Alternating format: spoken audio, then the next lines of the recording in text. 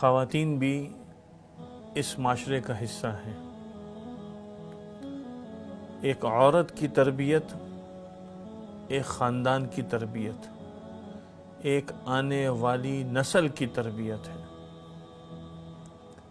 دین اسلام نے جہاں مردوں کو تعلیم کا حکم دیا ہے، وہیں عورتوں کو بھی تعلیم کا حکم دیا ہے۔ معاشرے کے اندر توازن اگر ہم چاہتے ہیں تو ہر مرد اور ہر عورت کو وہ تعلیم حاصل کرنا جو اس کے لیے ضروری ہے، یہ بہت اہمیت کی بات ہے۔ ایک انتہا یہ ہے کہ عورتوں کو کوئی تعلیم حاصل نہیں کرنی چاہیے۔ ایک انتہا یہ ہے کہ عورتیں ہر قسم کی تعلیم کو حاصل کریں، چاہے وہ ان کی ضرورت ہے یا نہیں۔ یہ دونوں چیزیں بے اعتدالی پر مبنی ہیں۔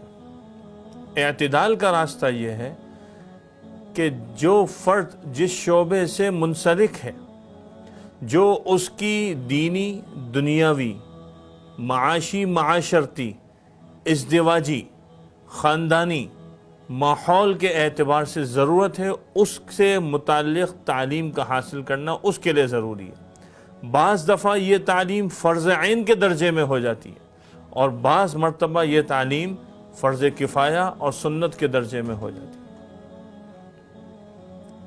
ہمارے اکابر نے جہاں مردوں کی تعلیم اور تربیت کے بندوبست کیے ہیں، وہاں خواتین کی تعلیم اور تربیت کے لیے بھی انہوں نے کردار ادا کیا ہے۔ بڑے بڑے ادارے قائم کیے تاکہ خواتین کی بہترین تربیت ہو، انہیں اخلاقیات سے روشناس کروائیں اور اس کے ذریعے معاشرے کے اندر توازن پیدا کریں۔ اب ایک سب سے بنیادی چیز یہ ہے کہ خواتین کو کیا تعلیم دی جائے۔ میرے شیخ و مرشد عارف باللہ حضرت واصف منظور صاحب رحمۃ اللہ علیہ فرماتے تھے کہ ہر مرد اور عورت کو اتنا علم جاننا ضروری ہے جس سے وہ پاکی ناپاکی، جائز ناجائز اور حلال اور حرام کی تمیز کر سکے۔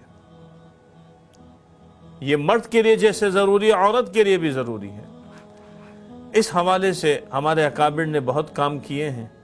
ماضی کے اندر ہمارے بڑوں میں حکیم الامت، مجدد الملت حضرت مولانا محمد اشرف علی تھانوی رحمۃ اللہ علیہ کی کتاب بہشتی زیور عام کتاب ہے، بچیوں کو تعلیم و تربیت کے حوالے سے پڑھنی چاہیے، بلکہ نصاب میں داخل بھی ہے اور عصری اداروں میں بھی داخل ہونی چاہیے۔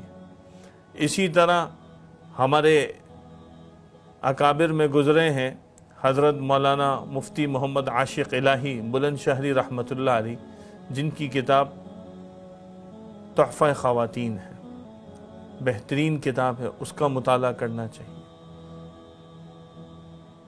اور اسی طرح ہر عورت کو جو چیزیں سیکھنے کی ضرورت ہے، ان میں ایک بنیادی چیز وہ قرآن کریم کی تجوید کا سیکھنا ہے، صحیح قرآن پڑھنا آ جائے، یہ ایک بنیادی چیز ہے۔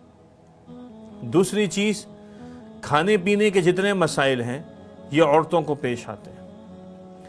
مارکیٹ میں عورتیں جا کر خرید و فروخت کرتی ہیں، چیزیں خریدتی ہیں، اور وہاں پر اسٹوروں میں جانا ہے، اب وہاں حلال اور حرام کے مسائل ہیں، تو یہ بھی سیکھنا ضروری ہے۔ تیسرا بڑا مسئلہ خواتین کا جو ان کو سیکھنا ضروری ہے، اور وہ ہے پاکی ناپاکی کے مسائل۔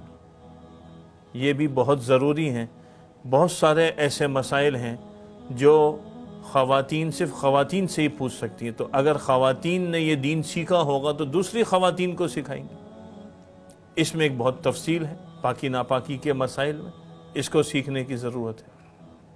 اسی طرح موقع محل کی مناسبت سے جو شریعت کے احکامات ہیں، مثلا رمضان کا مہینہ آ رہا ہے تو رمضان میں روزے کے مسائل ہیں، حج کا موقع آ رہا ہے تو حج کے مسائل ہیں، قربانی کا موقع آ رہا ہے تو قربانی کے مسائل ہیں۔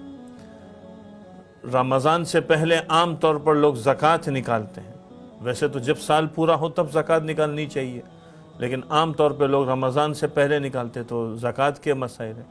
روزانہ نماز پڑھنی ہے تو فرض نماز کے اور سنتوں کے اور اس سے متعلقہ تمام احکامات کو یہ جاننا ضروری ہے۔ اور اس کے علاوہ بے شمار ایسے احکامات ہیں جو ہماری طرف متوجہ ہو رہے ہیں۔ ہم اپنی مستورات کو، اپنی خواتین کو ان امور کی تعلیم دیں۔ باقی جو عصری تعلیم ہے ضرورت کے بقدر وہ سکھانا، وہ کوئی منع نہیں ہے، اس کی تفصیلات علماء کرام اور مفتیان کرام سے رجوع کر کے آپ ضرور سکھائیں، کس نے منع کیا؟ مثال کے طور پر گھریلو معیشت ہے، ہوم اکنامک جس کو کہا جاتا ہے، یہ ایک اہم تعلیم ہے۔ آج کل ہر آدمی کو یہ فکر ہوتی ہے کہ میرے گھر کا نظام ایک مرتب اور منظم ہو کے چلے، تو گھریلو معاشیات ایک مستقل فن ہے۔ ہم اپنی بیٹیوں کو سکھائیں، اپنی بہنوں کو سکھائیں، اپنے اداروں میں اس کو شروع کریں۔ اور الحمدللہ ہمارے پاکستان میں، کراچی میں ایسے ادارے موجود ہیں جو اس پر کام کر رہے ہیں اور سکھاتے ہیں اور بہت ہی بہترین انداز میں اس پہ تربیت دیتے ہیں۔ تو ہم ان سے جا کر معلوم کریں اور اپنے بچوں کو، اپنی بچیوں کو ان علوم کی تعلیم دے جو ان کو عملی زندگی میں کام آئے، تاکہ وہ ایک بہترین زندگی گزار سکیں۔